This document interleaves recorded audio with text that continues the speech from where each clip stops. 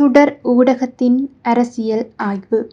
Israel பாரிய அளவிலான விமான எதிர்ப்பு ஏவுகணை தட்டுப்பாட்டை எதிர்கொண்டு வருவதாக பிரபலமான அமெரிக்க ஊடகமானது தகவல் வெளியிட்டிருக்கின்றது. குறிப்பாக ஈரானின் பாலிஸ்டிக் ஏவுகணைகளை தடுத்து நிறுத்தக்கூடிய அரோரா ஏவுகணைகளின் கையிருப்பு இஸ்ரேலிடம் குறைந்து வருவதாகவும், ஈரானிடம் இருக்கின்ற ஏவுகணைகளின் எண்ணிக்கைக்கு எதிரான அரோ ஏவுகணைகள் இஸ்ரேலிடம் கிடையாது எனவும் தெரிவிக்கப்படுகிறது. மத்திய கிழக்கில் போர் சூழல் அதிகரித்து வருகின்ற நிலையில் மேலும் ஈரான் இஸ்ரேல் மோதலில் அமெரிக்காவும் ஈடுபாடும் அபாயமும் அதிகரித்து வருகின்றது. இஸ்ரேல் ஈரான் சண்டை விடயத்தின் ஆரம்பத்தில் டொனால்ட் ட்ரம்ப் எந்த கருத்தையும் தெரிவிக்கவில்லை என்றாலும் இப்போது ஈரானுக்கு அதிரடியாக பல்வேறு கருத்துக்களையும் அவர் எதிராக கூறி வருகின்றார். அது மட்டுமல்லாமல் அதிக போர் விமானங்களையும் USS நிமிட்ஸ் விமானம் தாங்கி கப்பலையும் மத்திய கிழக்குக்கு அவர் அனுப்பி வைத்திருப்பதாக கூறப்பட்டிருக்கின்றது. ஈரானுக்கு பக்கத்தில் உள்ள நாடுகளில் ஆயிரக்கணக்கான அமெரிக்க இராணுவ வீரர்களுடைய நிலை நிறுத்தப்பட்டிருப்பார்கள் என்றும் எதிர்பார்த்து காத்திருப்பதாகவும் கூறப்படுகிறது. அந்த சமயங்களும் வரலாம் என்ற தகவலும் வெளியிடப்பட்டிருக்கின்றது. இந்த நிலையில் இஸ்ரேலிய பாதுகாப்பு படைகள் தங்கள் ஆளில்லா விமானங்களில் ஒன்று ஈரானினால் சுட்டு வீழ்த்தப்பட்டிருப்பதை உறுதி செய்திருக்கின்றார்கள். ஒரு செயற்பாட்டு நடவடிக்கையின் போது விமானப்படையால் தொலைதூரத்தில் இயக்கப்படும் ஆளில்லா விமானத்தின் மீது தரையிலிருந்து வான் ஏவுகணைகள் ஏவப்பட்டு தாக்குதல் நடாத்தப்பட்டதாகவும் இஸ்ரேல் தெரிவித்திருக்கின்றது.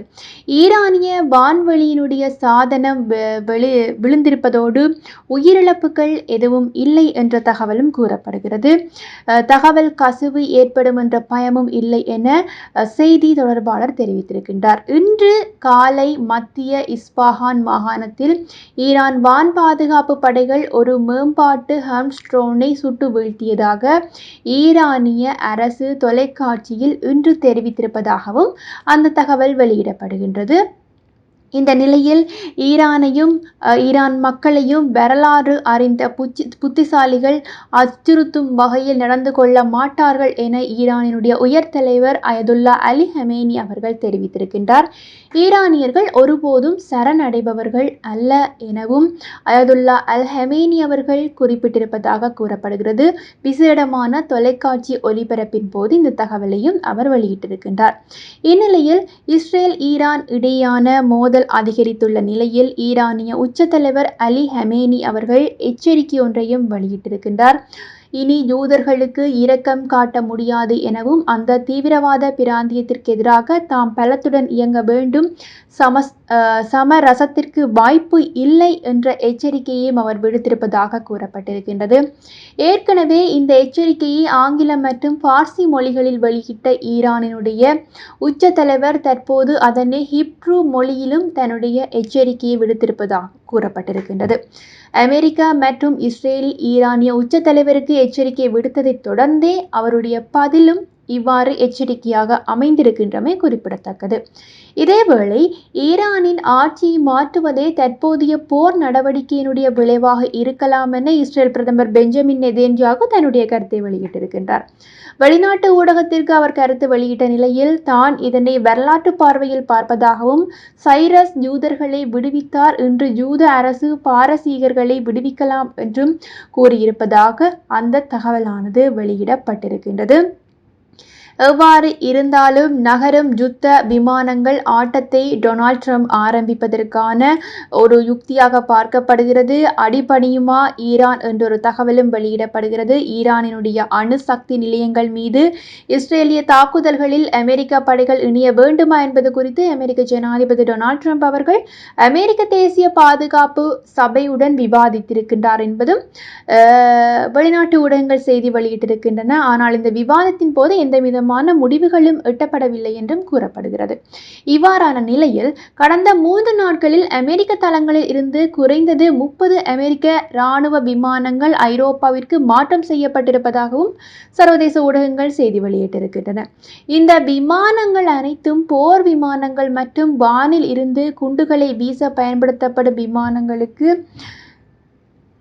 வானிலேயே எரிபொருள் நிரப்புவதற்கு பயன்படுத்தப்படும் ரேங்கர் விமானமாகவும் காணப்படுவதோடு இவற்றில் KC-135 ரக வகைகளை சேர்ந்தது குறைந்தது 7 விமானங்களும் ஸ்பெயின், ஸ்காட்லாந்து மற்றும் இங்கிலாந்து ஆகியவற்றில் உள்ள அமெரிக்க தளங்களில் சிறிது நேரம் நின்று சென்றிருப்பதாகவும் கூறப்பட்டிருக்கின்றது. அமெரிக்க போர் விமானங்கள் இடம்பெயர்ந்ததற்கும் இந்த மோதலுக்கும் நேரடியான தொடர்பு உள்ளதா என்பது தெளிவாக தெரியவில்லை என வல்லுநர்கள் தங்களுடைய கருத்தினை வெளியிட்டு இருக்கின்றமையும் குறிப்பிடத்தக்கதாக பார்க்கப்படுகிறது. ஆகவே இஸ்ரேலின் ஈரானின் நடந்து வரும் இந்த பதட்டங்களுக்கு மத்தியில் ஈரானினுடைய முன்னாள் ஜனாதிபதி மஹ்மூத் அஹ்மதிஜேதாத் கொலை முயற்சியிலிருந்து நூலிழையில் தப்பியதாகவும் தற்சமயம் தகவல் ஒன்று வெளியிடப்பட்டிருக்கின்றன. முன்னாள் ஜனாதிபதியினுடைய வாகனம் டொயோட்டா லேண்ட் குரூசர் இஸ்ரேலினுடைய தாக்குதலுக்கு இலக்கானதாக கூறப்படுகிறது. இருப்பினும் அவருடைய பாதுகாப்பு அதிகாரிகள் இந்த தாக்குதலில் இருந்து அவரை காப்பாற்றியதாக ஈரான் தரவுகளை மேற்கோள் காட்டி வெளிநாட்டு ஊடகங்கள் செய்தி வெளியிட்டிருக்கின்றன. காசாவில் ஹமாஸ் படைகளின் முதன்மையான தளபதிகள் மற்றும் தலைவர்களை இலக்கு வைத்து படுகொலை செய்தது போன்று தற்போது ஈரானின் உயர்மட்ட அதிகாரிகள், விஞ்ஞானிகள் மற்றும் ஊடக அமைப்புகள் இஸ்ரேல் மீது இலக்கு வைத்திருக்கின்றது. இதேவேளை ஈரானினுடைய முன்னாள் ஜனாதிபதியின் மனைவி மற்றும் 2 மகன்களுடன் மத்திய தெஹ்ரானில் முகமூடி அணிந்த துப்பாக்கிதாரிகளால் மஹ்மூத் அஹ்மதிநெஜாத் படுகொலை செய்யப்பட்டதாக உறுதி செய்யப்படாத தகவல்களும் வெளியாகி வருகின்றது. இந்த விவகாரம் தொடர்பிலே அவருடைய குடும்ப உறுப்பினர்களோ ஈரானோ இதுவரை உறுதி செய்யப்படவில்லை. மஹ்மூத் அஹ்மதிநெஜாத் தன்னுடைய லேண்ட் குரூசர் முக்ராம் விழாவில் கலந்து கொள்வதற்காக சஞ்சானுக்கு சென்று கொண்டிருந்த போதுதான் இந்த தாக்குதலானது வெளியிடப்பட்டிருப்பதாகவும் நடாத்தப்பட்டிருப்பதாகவும் கூறப்பட்டிருக்கின்றது. இவ்வாறு நாளுக்கு நாள் பதட்டங்கள் அதிகரித்து வருகின்ற நிலையில் டொனால்ட் ட்ரம்பை கொலை செய்ய கட்டளையிட்டிருக்கின்றார் அயதுல்லா அல் ஹமேனி என்றொரு தகவலும் தற்சமயம் வெளியிடப்படுகிறது. அண்மையில் இஸ்ரேலிய பிரதமர் பெஞ்சமின் நெதன்யாகு அமெரிக்க ஜனாதிபதியை கொலை செய்வதற்கு ஈரான் 2 தடைகள் முயற்சித்ததாகவும் கூறியிருக்கின்றார். இந்த நிலையில் தினமும் டெத் டு அமெரிக்கா என்று கோஷம் போட்டபடி இருக்கும் ஈரானிடம் அமெரிக்க ஜனாதிபதியை 2 தடவைகள் கொலை செய்ய முயற்சித்த இவர்களிடம் அணு ஆயுதம் கிடைத்துவிட்டால் எவ்வாறு இருக்கும் என்றொரு கேள்வியையும் எழுப்பியிருக்கின்றார் நெதன்யாகு அவர்கள். இது கூட மிகவும் பரபரப்பான ஒரு சூழ்நிலையை உருவாக்கி வருகிறது. ஈரானிய ஆட்சி இராணுவ இலக்குகள் மீது இஸ்ரேலானது திடீர் தாக்குதலையும் நடத்தியிருக்கின்றார்கள். தெஹ்ரான் பகுதியில் உள்ள ஈரானிய ஆட்சி இராணுவ இலக்குகளை இஸ்ரேலிய இராணுவம் தற்போது தாக்கி வருவதாகவும் அந்நாட்டு ஊடகங்கள் செய்தி வெளியிட்டிருக்கின்றன. இஸ்ரேலிய விமானப்படை இந்த பதிவினை சுட்டிக்காட்டி இருப்பதாகவும் கூறப்படுகிறது. ஈரானினுடைய இந்த தாக்குதலானது இஸ்ரேலிய ஜெட் விமானங்கள் ஈரானிய ஆட்சியின் உட்கட்டமைப்பு பாதுகாப்பு தலைமையை அழித்துவிட்டன எனவும் இஸ்ரேல் காட்ஸ் அவர்கள் தகவல் வெளியிட்டிருப்பதாகவும் அந்த செய்திகளால் தற்சமயம் வெளியிடப்பட்டு வருகின்றமையும் குறிப்பிடத்தக்கது. ஆகவே நாளுக்கு நாள் இந்த தாக்குதலானது உக்கிரம் அடைந்து கொண்டு வருகின்ற நிலையில் இது ஒரு சீர்திருத்த முடியாத சேதத்தை அமெரிக்காவும் இஸ்ரேலும் சந்திக்கும் என்று ஈரானினுடைய உச்ச தலைவர் அவர்கள் தகவல் வெளியிட்டு இருக்கின்றார் என்றொரு தகவலும் வெளியிடப்பட்டிருக்கின்றது. அவர் இந்த அமெரிக்கா மற்றும் இஸ்ரேல் ஜனாதிபதிகள், பிரதமர், முக்கிய தலைவர்களுக்கு தான் ஒரு எச்சரிக்கையை விடுத்திருப்பதாகவும் ஹமேனி அவர்கள் இந்த தகவலை வெளியிட்டிருப்பதாகவும் கூறப்பட்டிருக்கின்றது.